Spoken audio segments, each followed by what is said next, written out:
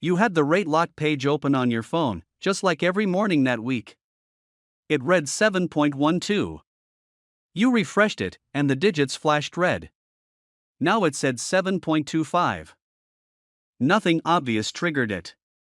The Fed didn't raise rates. Inflation didn't jump. The jobs report was uneventful. Yet that tiny red figure added roughly $130 to your monthly payment for the next 30 years. So why did it shift? The answer traces back to a man in Tokyo you'll never encounter, making one small, sensible choice at his desk, and that choice stretching across an ocean to lift money right out of your wallet. So why did it shift? The answer traces back to a man in Tokyo you'll never encounter, making one small, sensible choice at his desk, and that choice stretching across an ocean to lift money right out of your wallet. It has already begun. It just doesn't resemble a collapse. It resembles an ordinary Tuesday. Let me show you why. Here's what everyone misses about the national debt. They fixate on the size of it. And the size is genuinely staggering. As I record this, the US government owes about $39 trillion. That figure is so enormous it loses meaning. So let me scale it down for you. The interest alone, meaning just the rent on money already borrowed, now exceeds $1 trillion per year. That comes out to roughly $32,000 every second. In the time it took me to speak that sentence, the government borrowed more than most Americans earn in an entire year, purely to pay interest on debt taken out long ago. And that interest bill has quietly crossed a threshold it was never meant to cross. The United States now spends more each year servicing its debt than it spends on its entire military. Let that sink in. The most expensive armed force in human history is now the cheaper line item. We're paying more for yesterday than we're paying to protect tomorrow. But here's the piece that truly matters. The size of the debt isn't the dangerous part. A large number just sits there. What's dangerous is the machine beneath it and how that machine feeds itself. Because when the government can't cover its spending, it borrows. And the borrowing adds interest. And that interest gets added back to the spending it couldn't cover to begin with. So next year, it must borrow even more at rates that keep climbing as the old cheap debt matures and gets rolled into new expensive debt. It's the exact financial situation of someone paying their credit card minimum with a second credit card. You already know how that story finishes.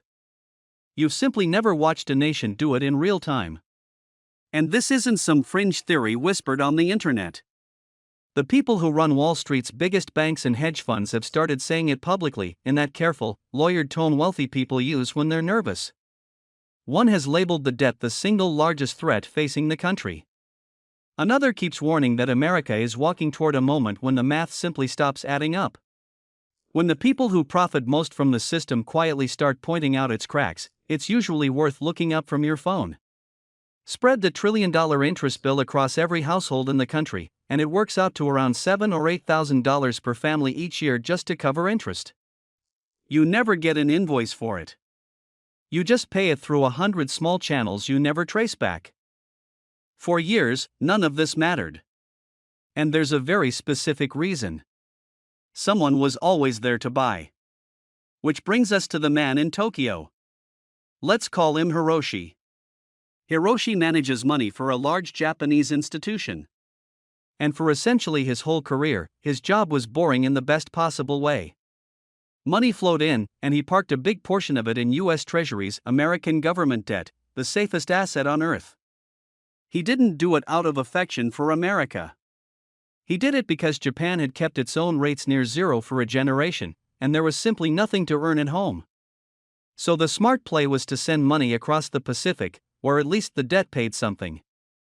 Hiroshi and thousands like him became a kind of invisible foundation beneath the entire U.S. Treasury market. So reliable that America stopped noticing they were even present. You don't thank the floor for holding you up. You just assume it always will. Then in 2025, the floor shifted. Japan's central bank finally wrapped up its long experiment with free money and began raising rates. By the end of the year, Japanese interest rates sat at their highest level in 3 decades. That increase sounds small. We're talking fractions of a percent. But for Hiroshi, it changed everything. Because suddenly he could earn a safe return in his own currency at home, without the hassle of converting yen into dollars and back. The whole reason to ship money overseas began to vanish. And for the first time in his career, Hiroshi had a reason to bring the money home. Not to panic, not to dump, but to simply buy a little less next time. To let some of those American bonds mature and quietly not replace them. Multiply that one calm, rational decision across an entire generation of money, and you have a problem. Because at the exact moment America needed to sell more debt than ever before in its history, one of its most loyal buyers began politely stepping back from the table. And here's the twist almost no one talks about. It's not just that foreign buyers are getting quieter. It's who replaced them.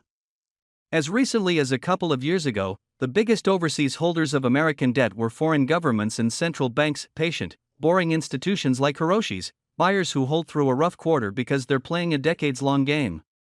But that shifted. Foreign private investors, hedge funds, asset managers, leveraged traders quietly overtook governments as the largest foreign holders of US debt. And those players aren't patient. Their entire job is to move the moment conditions change. So the market didn't simply lose a buyer. It swapped its calmest, most reliable shock absorber for a hair trigger. The floor didn't vanish. It got nervous. And nervous money behaves in a very particular way. Patient money, Hiroshi's kind, holds through a scary headline because it's playing a 30-year game. Nervous money reads the same headline and hits sell before lunch. So the real danger was never a dramatic afternoon of foreigners dumping American debt. It's more subtle. It's that the buyers who remain will demand a bit more interest to shoulder the risk, and bolt a bit faster the moment things wobble. You don't need a crash to break a market. You just need everyone in it to start standing a little closer to the exit. So now you understand the setup. The debt is compounding. The loyal money is drifting home. And the money that's left is jumpy. Which means we finally get to answer the question from the very beginning. Why did your mortgage move on a week when nothing happened? Here's the chain, and it's shorter than you'd expect. When holders like Hiroshi buy fewer treasuries or sell the ones they own, the price of those bonds drops. And when a bond's price drops, its yield, the interest it pays, climbs. That's simple seesaw mechanics. Now, American mortgage rates aren't set by the Federal Reserve. They're built on top of the 10-year Treasury yield. Banks take that yield and stack their own margin on top, and that becomes your mortgage. So when yields climb, your rate climbs with them on a Tuesday for no reason you could possibly see from your kitchen table. Economists at one regional Federal Reserve bank put a number on it. A single big month of foreign selling could push U.S. yields up by more than half a percentage point. Drop that onto a typical American home loan, and you're staring at an extra $130 per month every month for 30 years, paid by a family that has never heard the name Hiroshi and never will.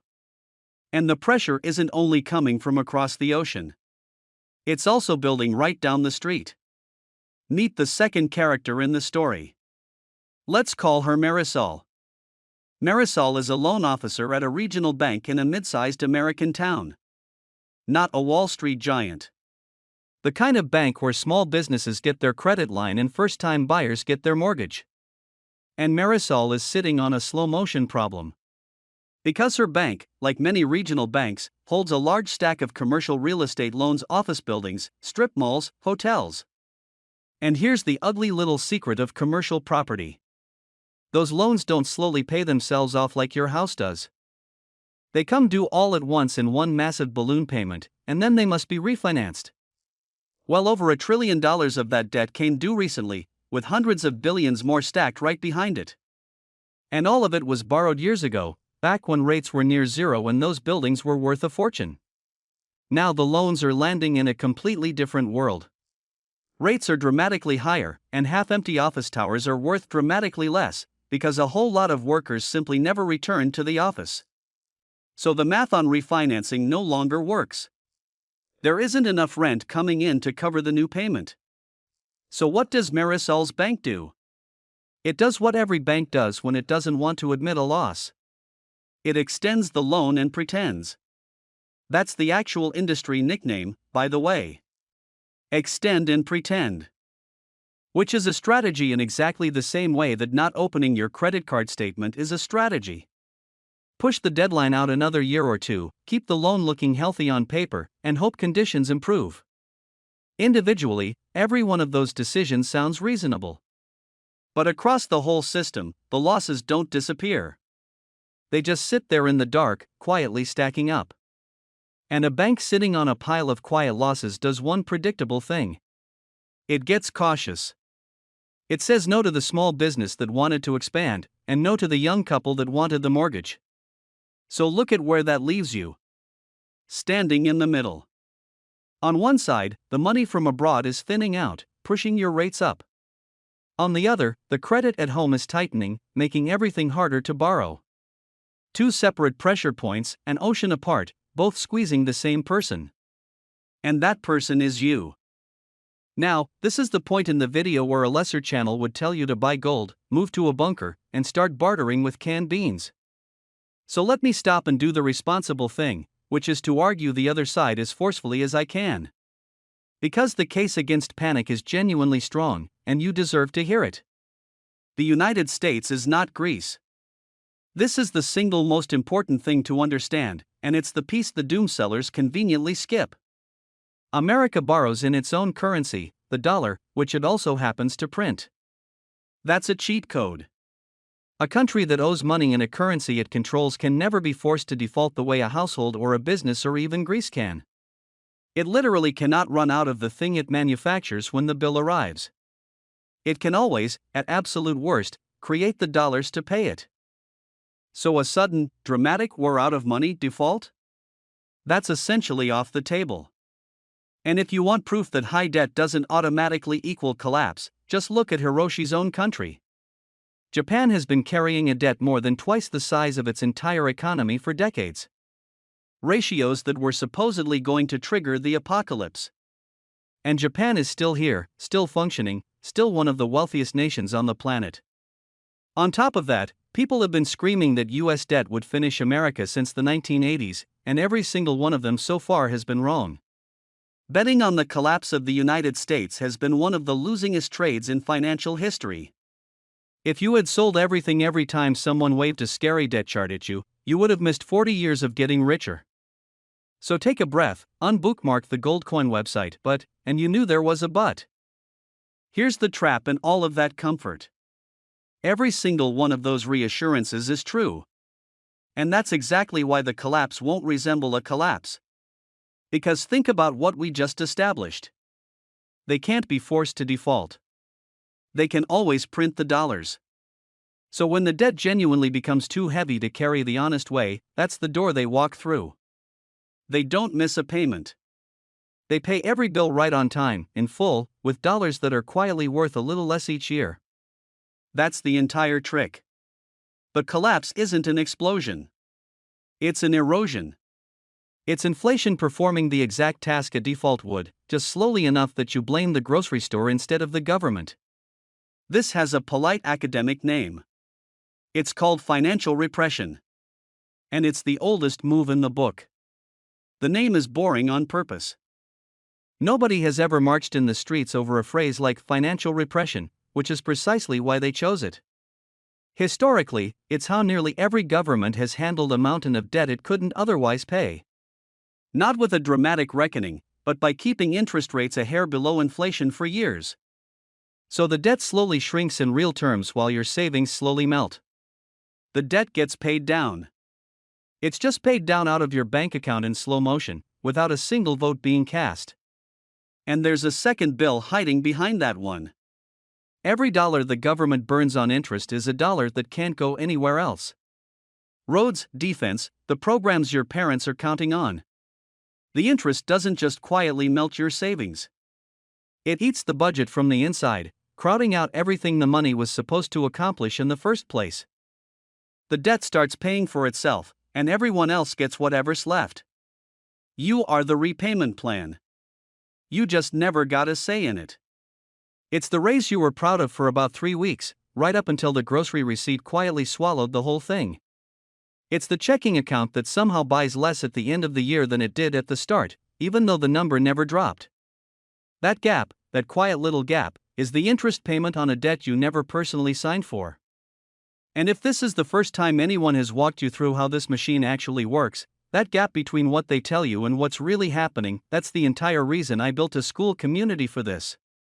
It's where we go beyond the headlines and break down exactly how the system moves, and more importantly, what you can actually do to sit on the right side of it instead of quietly funding it. The link is in the description. It's free to start, and it's the most useful room I know of for people who'd rather understand the game than get played by it. Now, because they can't just print money forever without setting inflation on fire, there's a backstop being built for the days the market truly locks up. When yields spike and no one wants to buy, the Federal Reserve has quietly become the buyer of last resort. Not just for American banks, but for the entire global dollar system. Here's how strange it's become. There's now a permanent facility where a foreign central bank that suddenly needs dollars can hand its American treasuries to the Federal Reserve like collateral at a pawn shop, and walk away with cash. No fire sale required.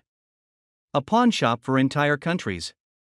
Same basic idea as the one down the block, just with better lighting and a lot more zeros. It was set up as a temporary thing during the pandemic, meant to last 6 months. It never left. It just quietly became furniture. Tools invented as emergency measures, meant for rare moments of crisis, have quietly been made permanent. And here's the issue with that. When you use the emergency exit every single day, it stops being an emergency exit.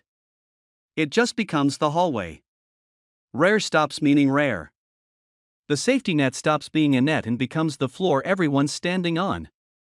And nobody wants to ask what happens if it ever gives way. So let's bring Hiroshi and Marisol back, because their stories are really the same story, wearing 2 different costumes. Hiroshi calmly bringing his money home, one boring decision at a time. Marisol quietly extending a loan she knows is underwater, hoping tomorrow fixes it. Neither of them is a villain.